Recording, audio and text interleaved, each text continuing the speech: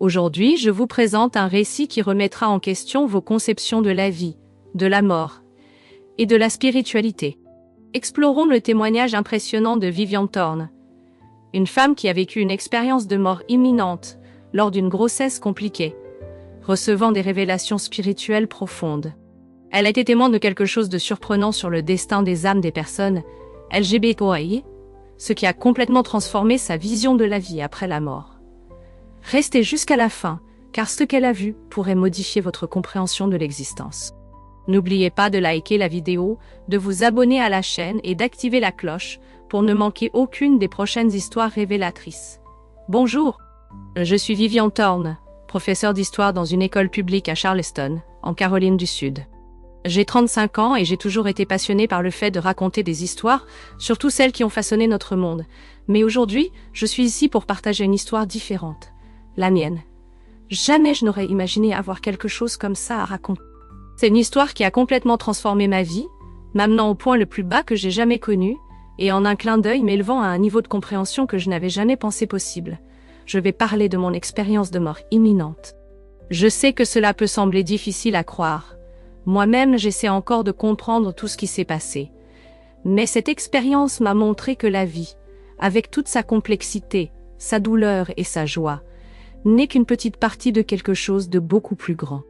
Avant tout ça, je menais une vie assez ordinaire. Je donnais des cours, je passais du temps avec mon mari Samuel, je sortais avec des amis le week-end. Nous essayions d'avoir un enfant depuis quelques années, sans succès. Cela a été un parcours difficile, plein d'espoir et de déception. Mais finalement, après beaucoup de temps et plusieurs traitements, nous avons réussi à concevoir. Nous étions tellement heureux. Nous allions enfin réaliser notre rêve de devenir parents. Nous avons commencé à faire des plans, à décorer la chambre du bébé, à choisir des prénoms. C'était comme si tout se mettait en place. Nous ignorions que notre vie allait changer d'une manière que nous n'aurions jamais pu prévoir. Ce que je vais raconter ensuite a complètement changé ma vision de la vie, de la mort et de tout ce qui existe au-delà. C'est une expérience que je porte avec moi tous les jours, qui me fait remettre en question tout ce que je pensais savoir sur le monde et sur moi-même. Je ne suis pas une personne spéciale. Je n'ai pas écrit de livre à ce sujet. Je n'ai créé aucun groupe ou mouvement. Je suis juste quelqu'un qui a vécu quelque chose d'extraordinaire et qui ressent le besoin de partager. Peut-être que mon histoire pourra apporter du réconfort. Peut-être qu'elle pourra amener quelqu'un à remettre en question ses propres croyances. Je ne sais pas. Je sais juste ce que je dois raconter. Donc, si vous êtes prêts à écouter, j'aimerais partager mon parcours. Un parcours qui a commencé par la douleur et la perte, mais qui m'a mené vers des endroits que je n'aurais jamais imaginé exister. Un parcours au-delà de la vie telle que nous la connaissons. Tout a commencé quand j'étais au 5e mois de grossesse. Samuel et moi étions si enthousiastes. Après des années de tentatives infructueuses, de traitements qui semblaient interminables et d'innombrables nuits à pleurer dans l'oreiller, nous avions enfin réussi. Notre rêve de devenir parents se réalisait. Je me souviens combien d'heures nous passions à parler de l'avenir, à imaginer comment serait notre bébé, quel genre de parents nous serions. Nous achetions des vêtements, des meubles pour la chambre, faisions des plans. C'était comme si le monde avait pris de nouvelles couleurs. Mais ensuite, sans prévenir, les choses ont commencé à mal tourner. Lors d'une consultation de routine, le médecin a remarqué que mon corps commençait à se dilater, prématurément. Je ne peux pas décrire la peur que j'ai ressentie à ce moment-là. C'était comme si le sol s'était dérobé sous mes pieds. Les médecins ne pouvaient pas expliquer la raison. Ils ont fait plusieurs examens, mais rien n'indiquait la cause du problème. Rapidement, ils ont décidé de réaliser un cerclage d'urgence pour tenter de garder notre bébé en sécurité en moi. Je me souviens du médecin expliquant la procédure et les complications possibles. Ces mots semblaient venir de très loin. J'étais en état de choc. Je pouvais à peine comprendre ce qui se passait. Samuel me tenait la main, mais je pouvais voir la peur dans ses yeux aussi. L'opération a été un cauchemar.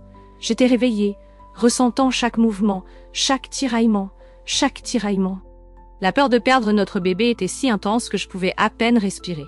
Je priais tout le temps, suppliant que tout se passe bien. Une fois terminé, les médecins ont dit que c'était un succès. J'ai ressenti un soulagement momentané, mais la peur ne m'a pas quittée. J'ai passé la nuit à l'hôpital sous surveillance étroite. Samuel est resté avec moi tout le temps, me tenant la main, disant que tout irait bien. Mais le lendemain, ce que je craignais le plus s'est produit. Mon eau a éclaté. C'était comme si le monde entier s'était arrêté. Les médecins ont couru, essayant de faire quelque chose n'importe quoi, mais je savais, au fond de mon cœur, qu'il était trop tard. Notre bébé est né avec des poumons sous-développés. Il n'a pas survécu. Il est né sans vie, la douleur que j'ai ressentie à ce moment-là. Il n'y a pas de mots pour la décrire, c'était comme si une partie de moi était morte avec lui. Samuel était à mes côtés sous le choc. Il essayait de me réconforter, mais je pouvais voir qu'il était aussi brisé que moi. Nous pleurions tous les deux, tenant ce petit corps si frêle. Notre fils, que nous n'avons jamais eu la chance de connaître. Mais la tragédie ne s'est pas arrêtée là. Juste après l'accouchement, j'ai commencé à perdre beaucoup de sang. Le placenta n'a pas été expulsé correctement. Et les médecins ont dû réaliser de multiples interventions chirurgicales d'urgence dans les jours qui ont suivi pour tenter de sauver ma vie. C'était comme si j'étais piégée dans un cauchemar sans fin. La douleur physique était intense, mais elle n'était rien comparée à la douleur émotionnelle. J'avais perdu mon bébé et maintenant je me battais pour ma propre vie. Ce furent des jours d'agonie, de peur constante. Samuel ne quittait pas mon côté, mais j'étais à peine consciente de sa présence. Je m'enfonçais dans un abîme de douleur et de désespoir. Je ne voyais plus de sens à rien. Et c'est dans cet état, dans ce moment le plus sombre de ma vie, que quelque chose s'est produit, quelque chose qui changerait tout ce que je pensais savoir sur la vie et la mort. C'était pendant la 3e opération que tout a changé. Je me sentais de plus en plus faible. Je pouvais entendre les sons autour de moi, les bips des machines, les voix urgentes des médecins et des infirmières. Mais c'était comme si tout devenait de plus en plus distant. Soudain, tout est devenu silencieux. La douleur qui m'accompagnait depuis des jours a simplement disparu. C'était comme si quelqu'un avait éteint un interrupteur. À la place de la douleur, j'ai ressenti une paix que je n'avais jamais expérimentée auparavant. C'était comme si je flottais. Je ne ressentais plus mon corps. Il n'y avait plus de poids. Il n'y avait plus de poids. Il n'y avait plus de limitation. J'étais pure conscience, puis j'ai vu une lumière. Ce n'était pas comme rien que j'avais déjà vu avant. Ce n'était pas un faisceau ou un point lumineux. C'était plus comme un portail, une ouverture vers quelque chose au-delà de notre réalité. La lumière était incroyablement brillante, mais elle ne faisait pas mal aux yeux. En fait, elle était réconfortante, accueillante. Je me sentais attirée par elle comme si elle m'appelait. J'ai commencé à me déplacer vers la lumière. Je ne marchais pas, ni ne volais. C'était plus comme si j'étais doucement tirée. À mesure que je m'approchais, la sensation de paix s'intensifiait. Lorsque je suis entrée dans la lumière, c'était comme plonger dans un océan d'amour pur. Il n'y a pas de mots dans notre langage pour décrire adéquatement ce que j'ai ressenti. C'était comme si chaque atome de mon être vibrait en parfaite harmonie avec l'univers. Et puis, je l'ai vu, pas avec mes yeux physiques, bien sûr, mais avec une perception qui allait au-delà des sens. C'était Dieu, n'avait pas de forme définie. C'était plus comme une conscience infinie, pure lumière et amour. À ses côtés, il y avait une autre présence, plus petite, mais tout aussi radieuse. Instinctivement, j'ai su que c'était le Christ, pas le Christ des tableaux ou des statues, mais l'essence pure de ce qu'il représente. Compassion, amour inconditionnel, sagesse éternelle. Il n'y a pas eu de mots. Il n'était pas nécessaire. La communication se faisait à un niveau beaucoup plus profond.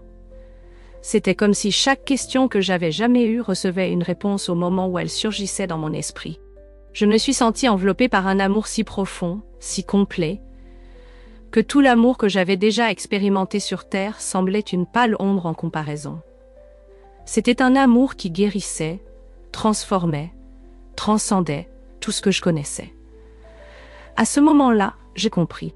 J'ai compris que la vie que nous vivons sur Terre n'est qu'une fraction minuscule de notre existence, que nos préoccupations quotidiennes, nos peurs, nos tristesses, tout cela est si petit face à l'immensité de l'éternité.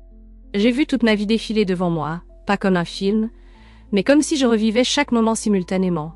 J'ai vu les joies, les tristesses, les moments sains, de succès et d'échecs, et j'ai réalisé que chaque expérience, chaque décision, chaque interaction avait un sens. J'ai compris que nous sommes tous interconnectés, que nous faisons partie de quelque chose de beaucoup plus grand, que nos actions, pensées et sentiments affectent non seulement nous-mêmes, mais tout l'univers. Ce fut une révélation écrasante. C'était comme si, pour la première fois, je voyais la réalité telle qu'elle est réellement, sans les filtres et limites de la perception humaine. Et au milieu de toute cette compréhension, de toute cette paix et amour infini, je me suis sentie entière. Pour la première fois de ma vie, il n'y avait plus de doute, plus de peur. J'étais à la maison. Pendant que j'étais dans cet état de conscience élargi, j'ai reçu une série de révélations sur la vie terrestre. C'était comme si un voile avait été levé, me permettant de voir la réalité derrière tout ce que nous considérons comme important dans nos vies quotidiennes. J'ai vu comment les émotions humaines, colère, tristesse, honte, peur, étaient complètement insignifiantes face à l'immensité de l'éternité. Non pas qu'elles n'aient pas d'importance, elles font partie de l'expérience humaine et ont leur but, mais j'ai réalisé que nous nous laissons souvent consumer par ces émotions, oubliant qu'elles sont temporaires et dans le grand schéma des choses, relativement insignifiantes. Dieu, ou cette présence divine, m'a montré des moments de ma vie que je pensais cruciaux, des humiliations que j'avais subies dans mon enfance, et qui m'avaient profondément marqué, le jour où j'avais été rejetée pour un emploi que je désirais vraiment. La dispute que j'avais eue avec ma meilleure amie au lycée, qui nous avait éloignés pendant des années. Tous ces moments qui semblaient si grands, si déterminants, se sont simplement désintégrés comme de la poussière devant cette nouvelle perspective. J'ai compris que ces expériences, aussi douloureuses ou joyeuses soient-elles, n'étaient que des outils pour notre croissance et apprentissage. Elles n'étaient pas des punitions ou des récompenses, mais des opportunités d'évolution. J'ai vu comment nous nous attachons souvent à des choses matérielles, à un statut, à une reconnaissance. Comment nous nous battons pour des choses qui, au final, n'ont pas de réelle valeur. Voitures, maisons, vêtements de marque, titres professionnels.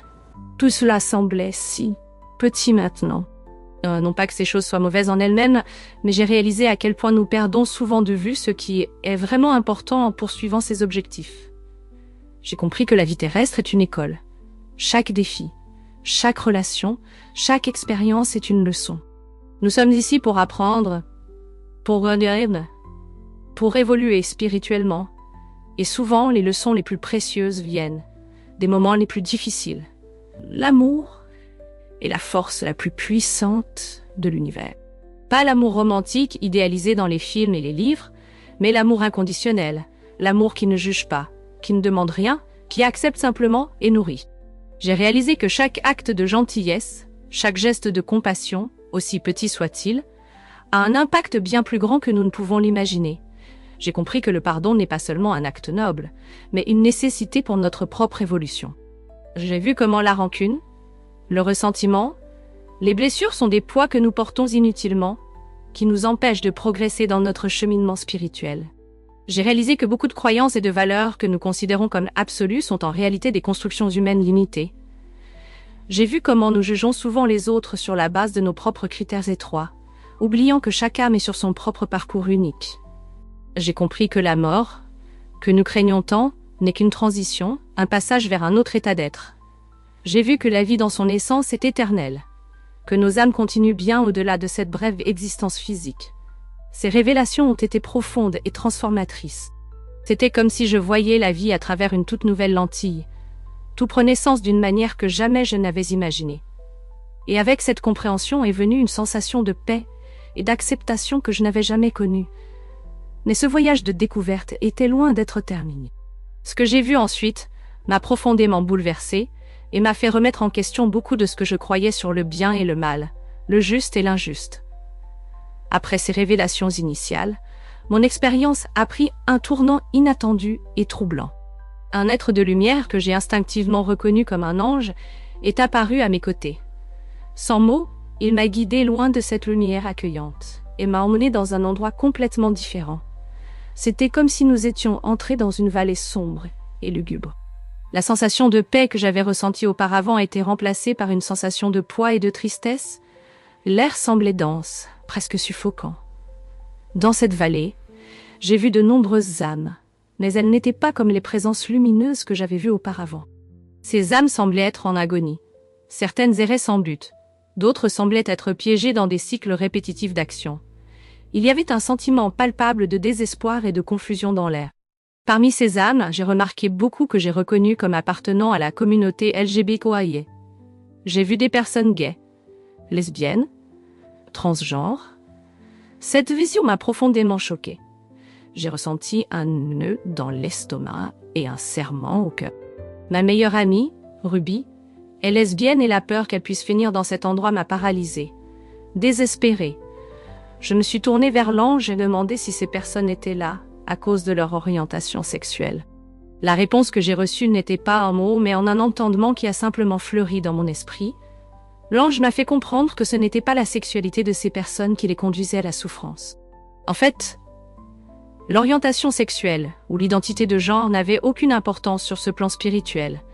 Ce qui les maintenait dans cet état d'agonie, c'était la façon dont elles avaient vécu leur vie, déconnectées de leur essence spirituelle. J'ai vu des âmes qui s'étaient perdues dans des dépendances, qui avaient volontairement blessé d'autres personnes, qui avaient vécu des vies égoïstes et matérialistes. J'ai vu des personnes qui s'étaient accrochées à la haine, aux préjugés, à l'intolérance. Et j'ai vu aussi de nombreuses âmes qui ne pouvaient tout simplement pas accepter qu'elles étaient mortes, qui refusaient de laisser derrière elles leur vie terrestre. J'ai compris que cet endroit n'était pas un enfer au sens traditionnel. Ce n'était pas un lieu de punition éternelle imposé par un Dieu vengeur. C'était plus comme un état d'être, une condition auto-imposée par des âmes qui n'étaient pas prêtes ou disposées à avancer dans leur parcours spirituel. L'ange m'a montré que beaucoup de ces âmes étaient là temporairement. Certaines recevraient de l'aide d'êtres plus évolués et trouveraient leur chemin vers la lumière. D'autres choisiraient de se réincarner pour avoir de nouvelles opportunités d'apprentissage et de croissance. Cette expérience m'a fait remettre en question beaucoup de ce que je croyais sur le bien et le mal, le juste et l'injuste. J'ai réalisé que nos jugements terrestres sont souvent limités et erronés, que ce qui importe vraiment n'est ni les étiquettes ni les catégories, mais comment nous vivons nos vies, comment nous traitons les autres, comment nous cultivons notre connexion avec le divin. Voir cette souffrance fut douloureux. Mais cela m'a aussi apporté une compréhension plus profonde de la complexité de l'existence humaine et spirituelle. J'ai compris que nous avons tous, indépendamment de qui nous sommes ou de comment nous nous identifions, la même capacité d'évoluer spirituellement ou de nous perdre en chemin. Je suis sortie de cette vallée avec un sentiment de compassion que je n'avais jamais expérimenté auparavant. Compassion non seulement pour les âmes que j'ai vues souffrir, mais pour nous tous, êtres imparfaits, essayant de trouver notre chemin dans ce voyage complexe qu'est la vie. Mais mon voyage n'était pas encore terminé. L'ange avait encore plus à me montrer. Et ce que je devais voir ensuite allait à nouveau changer complètement ma perspective. Après l'expérience troublante dans la vallée des ombres, l'ange m'a guidée vers un lieu complètement différent. C'était comme si nous avions traversé un portail vers une autre dimension.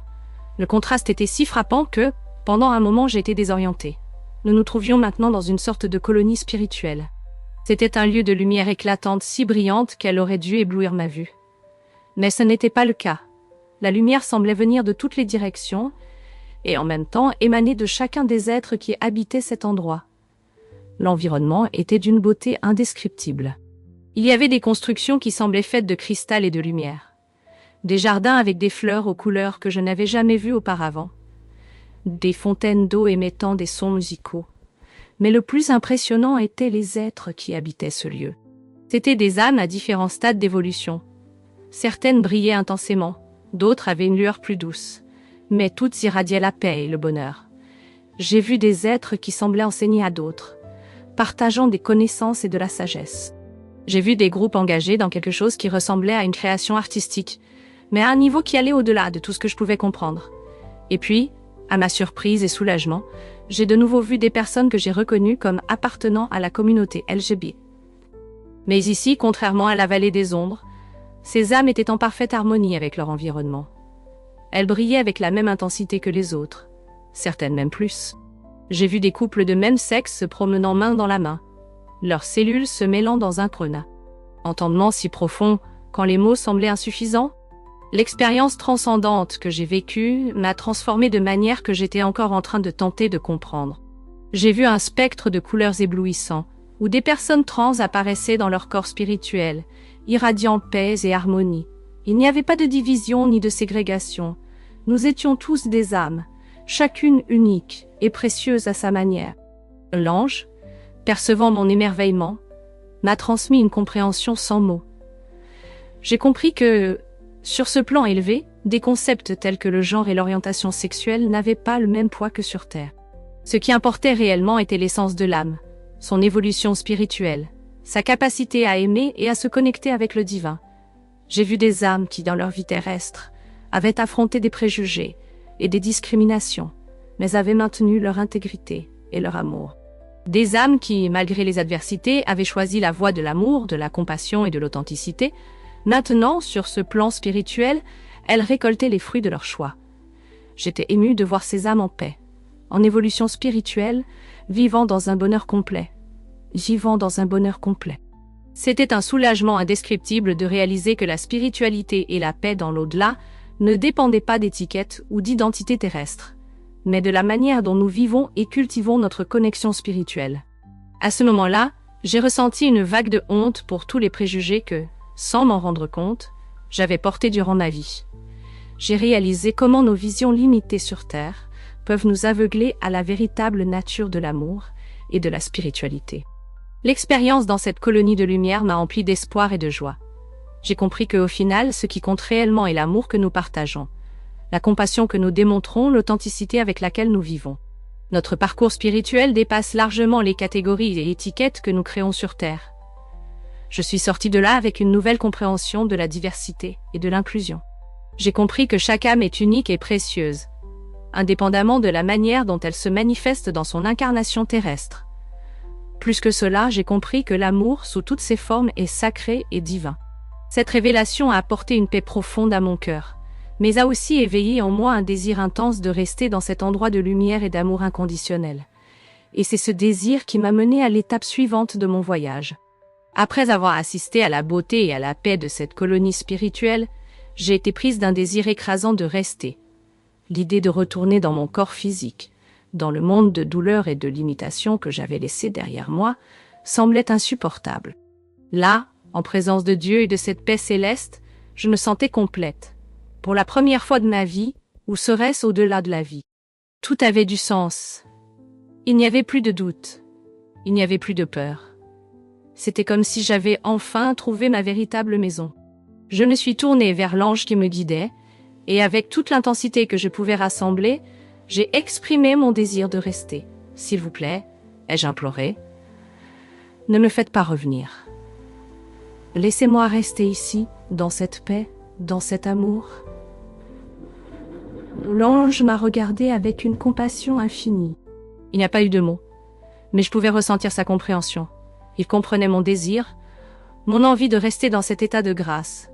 À ce moment-là, j'ai senti la présence du Christ s'approcher.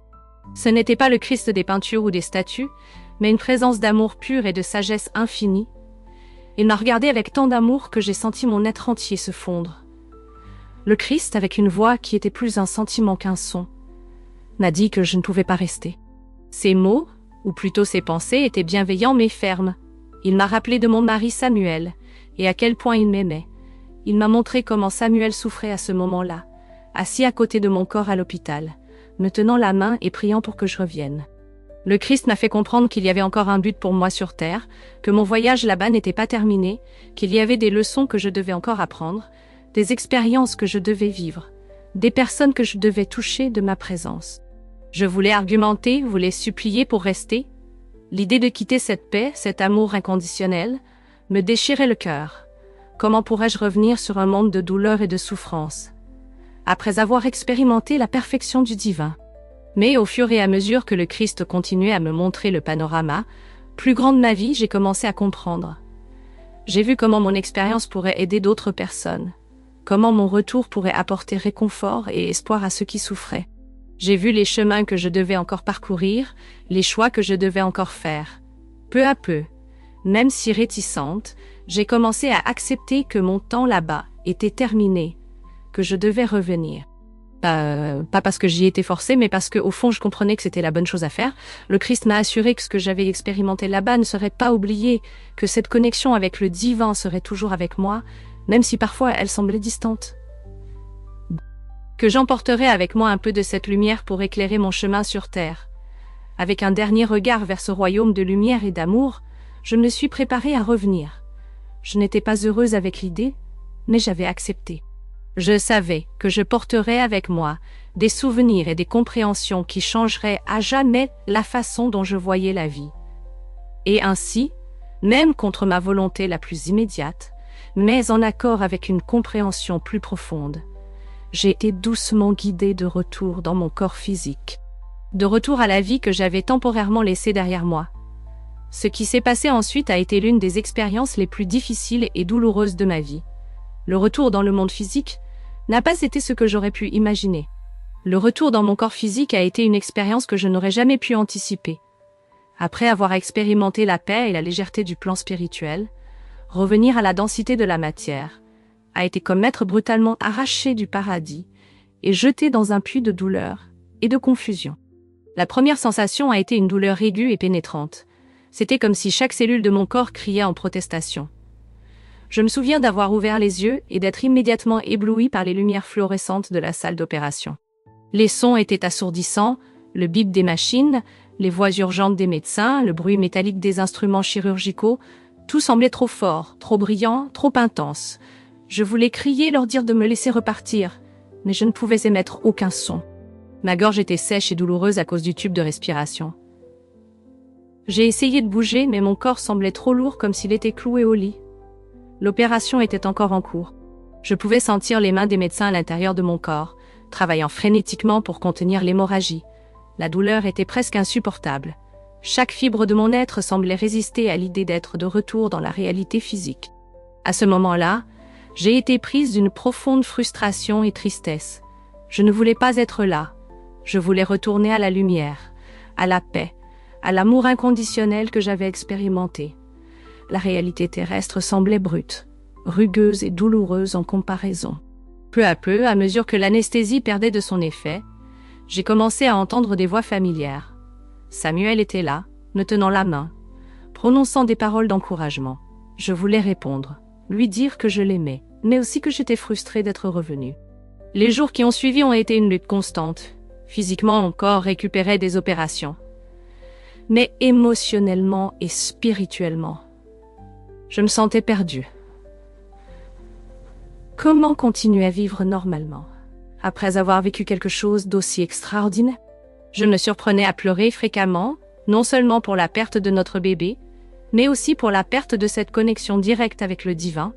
C'était comme si j'avais goûté au nectar des dieux, et que maintenant j'étais condamnée à vivre avec une soif inassouvie pour le restant de mes jours.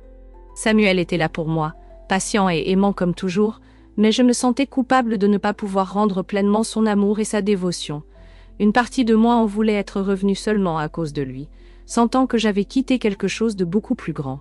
Les nuits étaient particulièrement difficiles. Je faisais des cauchemars vivants, revivant l'expérience de presque mort, mais cette fois sans pouvoir atteindre la lumière. Je me réveillais en sueur, le cœur battant, aspirant à quelque chose que je savais ne pas pouvoir avoir à nouveau. Du moins pas dans cette vie. Pendant la journée, je luttais pour me reconnecter à ma vie d'avant. Des choses qui semblaient importantes auparavant me semblaient maintenant triviales. Mon travail de professeur, qui autrefois me donnait tant de satisfaction, semblait maintenant vide de sens. Comment pouvais-je m'importer d'autant sur des dates historiques et des événements passés quand j'avais expérimenté l'éternité? Mes relations aussi ont été affectées. Des amis et de la famille venaient me rendre visite, apportant des mots de réconfort et de soutien. Mais je me sentais distante, comme s'il y avait un voile invisible me séparant d'eux. Comment expliquer ce que j'avais vécu? Comment partager cette expérience qui a complètement transformé ma vision de la réalité? Physiquement, ma récupération a été lente et douloureuse. Mon corps, qui avait subi tant de traumatismes, la perte du bébé, les multiples opérations, semblait hésitant à guérir. Chaque mouvement était un rappel de la fragilité de notre existence physique. Quelque chose que je comprenais maintenant d'une manière que je n'aurais jamais pu imaginer. Il y avait des moments où je me demandais s'il n'aurait pas été préférable de ne pas être revenu. La douleur de la perte de notre bébé, combinée au manque de la paix et de l'amour inconditionnel que j'avais ressenti, semblait parfois plus que ce que je pouvais supporter. Mais peu à peu, j'ai commencé à percevoir de petits changements. Des moments où je pouvais sentir un écho de cette paix que j'avais expérimentée. C'était comme si, de temps en temps, un rayon de cette lumière divine réussissait à pénétrer la densité du monde matériel. Et à me toucher, j'ai commencé à trouver du réconfort dans des choses simples. La chaleur du soleil sur mon visage un matin clair, le son de la pluie tombant doucement dehors, le sourire bienveillant d'une infirmière. Ces petits moments sont devenus des ancres, m'aidant à rester connecté à ce monde. Samuel, avec sa patience infinie, a été essentiel dans ce processus. Même sans comprendre pleinement ce que je traversais, il était là. Une présence constante et aimante.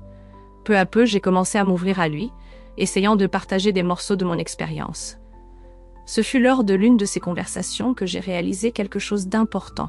Peut-être que je n'étais pas revenue seulement pour Samuel, mais parce que j'avais encore quelque chose à apprendre, quelque chose à réaliser dans ce monde. Cette réalisation n'a pas diminué la douleur ou le manque de la connexion divine que je ressentais. Mais elle m'a donné un but, une raison de continuer. Le processus de réadaptation à la vie a été long et difficile. Il y a eu des jours où je me suis sentie complètement perdue. Des jours où la seule chose qui me maintenait fonctionnelle était le souvenir de cette lumière et la promesse silencieuse que j'avais faite d'essayer de remplir mon but ici. Peu à peu, j'ai appris à vivre avec cette nouvelle réalité. La douleur n'a pas disparu. Le manque de cette connexion divine n'a pas diminué, mais j'ai appris à porter ces expériences avec moi, leur permettant de façonner ma nouvelle façon de voir et de vivre le monde. À mesure que les jours se transformaient en semaines, et que les semaines devenaient des mois, j'ai commencé à remarquer des changements profonds dans ma vision du monde et ma spiritualité. L'expérience de presque mort avait laissé des marques indélébiles dans mon âme, modifiant fondamentalement la façon dont je percevais et interagissais avec le monde autour de moi. L'un des changements les plus notables a été la manière dont les souffrances et les luttes quotidiennes semblaient avoir perdu beaucoup de leur poids. Des choses qui me mettaient autrefois en colère ou m'irritaient, un embouteillage, une facture en retard, un désaccord au travail, me semblaient maintenant ridiculement petites. J'avais entrevu l'éternité, et cette perspective rendait les problèmes quotidiens presque insignifiants. Cela ne signifie pas que je suis devenue indifférente à la souffrance des autres. Au contraire, mon empathie semblait s'être élargie. Je pouvais ressentir la douleur des autres de manière plus intense, plus viscérale. Mais en même temps, je pouvais voir au-delà de cette douleur, comprendre son but plus grand dans la croissance spirituelle de chaque individu. Ma vision de la religion a également été radicalement transformée. Les doctrines et les dogmes qui semblaient autrefois si importants me paraissaient maintenant limités, presque infantiles dans leur simplicité. J'avais expérimenté quelque chose qui allait au-delà de toute religion organisée, quelque chose qui transcendait nos tentatives humaines de comprendre le divin. Cela a créé quelques conflits internes. L'église que je fréquentais depuis mon enfance semblait maintenant étrangement vide pour moi. Les mots du pasteur, qui autrefois m'inspiraient, sonnaient à présent creux. Je pouvais voir avec une clarté désarmante qui était vraiment connectée au divin, et qui utilisait la foi de manière déformée ou superficielle. Cette nouvelle perception s'étendait à tous les domaines de ma vie. C'était comme si j'avais acquis une sorte de vision spirituelle. Je pouvais sentir l'énergie des gens, percevoir leurs intentions au-delà des mots qu'ils disaient. Cela rendait certaines interactions sociales difficiles. Comment maintenir une conversation polie avec quelqu'un quand vous pouvez sentir la fausseté derrière son sourire? Ma relation avec la nature s'est également approfondie. Je pouvais sentir la vie pulser dans chaque plante, chaque animal, l'interconnexion de tous les êtres vivants, quelque chose que j'avais expérimenté pendant mon expérience de mort imminente. C'était maintenant une réalité tangible pour moi. J'ai commencé à passer plus de temps à l'extérieur, cherchant à me reconnecter à ce sentiment d'unité que j'avais expérimenté. Cependant, cette nouvelle sensibilité a également apporté des défis. Le monde semblait parfois excessivement bruyant, chaotique. Je souhaitais la paix et l'harmonie que j'avais expérimentée de l'autre côté. La méditation est devenue une partie essentielle de ma routine, une façon de me reconnecter, même brièvement, à cette énergie divine. Ma façon d'enseigner l'histoire a aussi changé. Tandis qu'avant je me concentrais sur les dates et les événements, je tentais maintenant de montrer à mes élèves les connexions plus profondes, les leçons spirituelles que nous pouvions apprendre du passé. Certains collègues trouvaient mon approche étrange, mais de nombreux élèves semblaient répondre à cette nouvelle perspective. L'un des changements les plus profonds a concerné la mort. La peur de la mort, qui est si commune dans notre société, avait complètement disparu pour moi.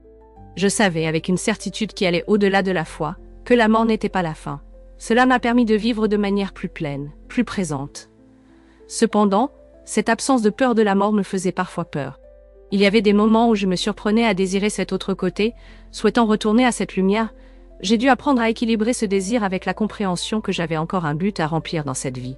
À mesure que le temps passait, je luttais pour maintenir vivante la connexion avec ce que j'avais expérimenté. Parfois, je craignais que les souvenirs de mon expérience de mort imminente ne disparaissent. que je puisse m'éloigner de cette essence divine que j'avais trouvée. Cette peur me poussait à chercher constamment des moyens de nourrir ma spiritualité, de garder vivante la flamme de cette expérience transformante. Aujourd'hui, des années après mon expérience de mort imminente, j'essaie encore de traiter pleinement ce qui m'est arrivé. Chaque jour est un voyage, une opportunité d'intégrer les leçons que j'ai apprises lors de cette brève visite de l'autre côté, avec les réalités de la vie quotidienne. Il y a des jours où je me sens profondément connectée, où je peux sentir des échos de cette paix et de cet amour inconditionnel que j'ai expérimenté. Dans ces moments, je ressens une immense gratitude d'être en vie, d'avoir l'opportunité de partager un peu de cette lumière avec le monde qui m'entoure. Mais il y a aussi des jours difficiles, des jours où la densité du monde matériel semble écrasante, où je ressens un manque pour cette connexion directe avec le divin. Dans ces moments, je me souviens des mots du Christ, me rappelant que j'ai encore un but ici. L'une des plus grandes leçons que j'ai retirées de cette expérience concerne la nature de l'amour. L'amour que j'ai expérimenté de l'autre côté était tellement vaste, tellement inconditionnel, qu'il a fait paraître notre compréhension terrestre de l'amour comme une pâle ombre en comparaison. Depuis lors, je m'efforce d'apporter un peu de cet amour inconditionnel dans mes interactions quotidiennes.